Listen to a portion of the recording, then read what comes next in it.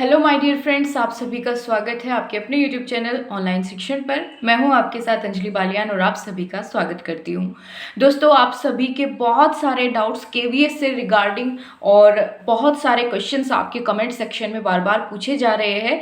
तो उनमें से मैंने कुछ ऐसे क्वेश्चंस को चुना है जो लगातार पूछे जा रहे थे। मैं एक बार आपको बता देती हूँ कि कौन कौन से कमेंट को मैंने आपके इन्वॉल्व किया है। इनके आंसर इस वीडियो में आपको मिलेंगे। सबसे पहले क्वेश्चन तो दोस्तों आपका यही आ रहा था कि आपका इंटरव्यू कब तक हो सकता है केवीएस वालों का।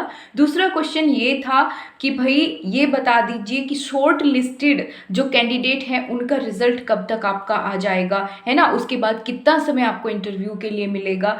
इसके अलावा भी आपका क्वेश्चन था कि रिवाइज्ड आंसर की आएगी कि नहीं आएगी, सीधा रिजल्ट ही आ जाएगा।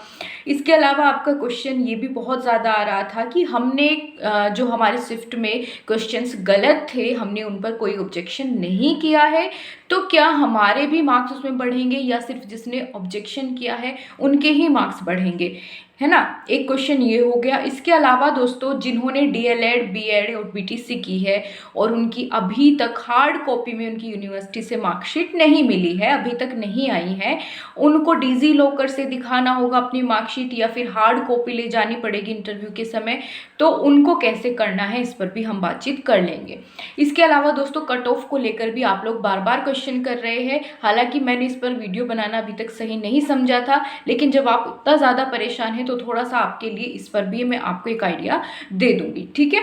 तो ये सब आपके क्वेश्चन है कि करके चलिए इनको सोल्व करते हैं। इनके अलावा भी अगर आपका कोई क्वेश्चन बचता है तो आप कमेंट सेक्शन में ज़रूर लिख भेजिएगा। और अगर आपने वीडियो को लाइक नहीं किया है करके और चैनल को सब्सक्राइब भी ज़रूर कर लेना। आप सभी का बहुत सारा प्यार मिल रहा है, इसी तरह अपने प्यार को बढ़ाइए और बनाए रखिए।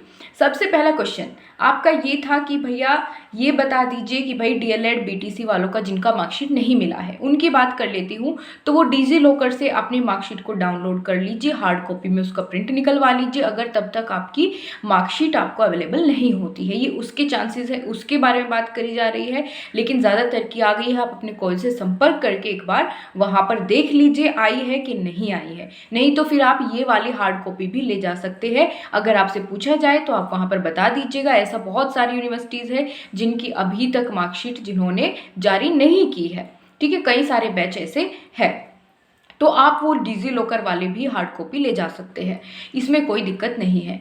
अगर हम बात करते हैं दोस्तों देखिए कट ऑफ की, कट ऑफ का यहाँ पर बिल्कुल सटीक अंदाज़ा लगा पाना तो थोड़ा मुश्किल है, क्योंकि इस बार आपके जिस तरीके से कम समय मिला था आपको आपकी एग्ज़ाम की तैयारी करने के लिए, और ऊपर से इंटरव्यू और रिटर्न का जो रेशो 70:30 का है उसका भी बहुत बड़ा रोल रहने वाला है।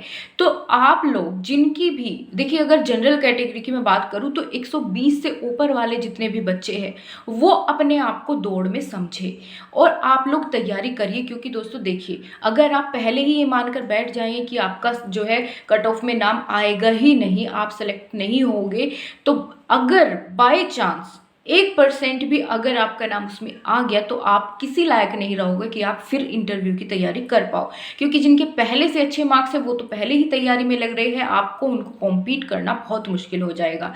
लेकिन अगर नहीं भी आया तो आपकी वो तैयारी बेकार नहीं जाएगी, है ना। आप कुछ ना कुछ अपने आप में इम्प्रूव कर रहे होंगे। तो आप लोग जिनके 120 से ऊपर है वो प्लीज़ अपनी तैयारी रखिए। इसलिए नहीं कि किसी के व्यूज़ बढ़ रहे हैं, नहीं, वो आप में देखिए, अपने आप को आप तैयार रखिए हर सिचुएशन के लिए, ठीक है। तो अगर आपका नंबर आ भी जाता है तो आप उसको एकदम से फिर ऐसे परेशान नहीं होगे कि अब मैं क्या करूँ, अब तो मैं तैयारी भी नहीं कर पाऊंगा इंटरव्यू की, क्योंकि इतना समय तो आपको मिलेगा नहीं, ठीक है। तो आप लोग रखिए। ये जनरल वालों की बात थी। और ईडब्ल्यूएस कैटेगरी वाले जो भी है, ओबीसी वाले, उनकी बात करूँ तो 115 के ऊपर वाले आप भी तैयारी करते रहिए, ठीक है जी। इसके अलावा हम बात करते हैं दोस्तों कि भाई डेमो टीचिंग से रिलेटेड आपके डाउट आ रहे थे कि डेमो टीचिंग में एक पोएम याद करें कि मैम सारी ही एनसीईआरटी याद करनी पड़ेगी। तो आपको सारी एनसीईआरटी याद करने की ज़रूरत बिल्कुल नहीं है। आप कोई एक पोएम तो इंग्लिश की, एक पोएम हिंदी की बहुत ही बेहतरीन ढंग से जिसको आपको बीच में देखने की ज़रूरत ना पड़े, विद एक्सप्रेशन, विद जेस्चर्स, उसको आप तैयार ज़रूर कर ले बहुत अच्छे से। बिना इसके बात नहीं बनेगी। अगर आप डेमो टीचिंग पर ध्यान नहीं दोगे तो मुश्किल है आपका सिलेक्शन। आपको जैसे भी फुदक कर, कूद कर, एक्सप्रेशन देकर, जेस्चर्स दे करके जितना भी अच्छा ढंग से आप उसमें परफॉर्म कर सकते हैं करिए। लेकिन अगर आपको वो अपनी पसंद की कोई पोएम दे देते हैं तो उसके लिए आपको एक बार एनसीईआरटी को देख लेना है कि भाई अगर ये वाली पोएम आ जाती है तो इसको कैसे इंट्रोड्यूस करूंगा मैं, बच्चों को इंट्रोडक्शन कैसे रखूंगी मैं इसका, है ना। उसके लिए आपको बाकी सारी देखनी ज़रूरी है, नहीं तो याद तो आपको सिर्फ एक करनी है। ऊपर से एक क्वेश्चन ये भी था कि डेमो टीचिंग करते वक्त क्या जैसे कि हम पोएम पढ़ा रहे हैं, क्या पूरी पोएम बोर्ड पर लिखनी है? नहीं, बिल्कुल नहीं लिखनी है। आपको पोएम बोर्ड पर पूरी नहीं लिखनी है, ठीक है। अगर उसमें कुछ हार्ड वर्ड्स आते हैं वो आप बिल्कुल लिख सकते हैं, है ना जी। आगे बात करते हैं दोस्तों यहाँ पर कि रिवाइज्ड आंसर की कब तक आएगी। रिवाइज्ड आंसर की आपको इसी वीक में आपको मिल जाएगी देखने के लिए, ठीक है। तो उसके लिए आप लोग ज़रूर तैयार रहिए।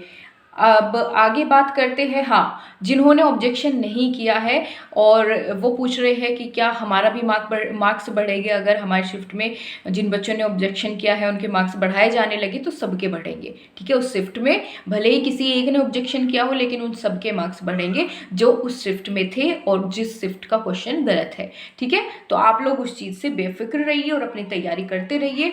आई होप मैंने सारे डाउट आपके इंक्लूड कर लिए हैं। अगर कोई और भी डाउट आपका बचता है तो आप बिल्कुल कमेंट सेक्शन में लिख भेजिए, ठीक है। Thank you so much.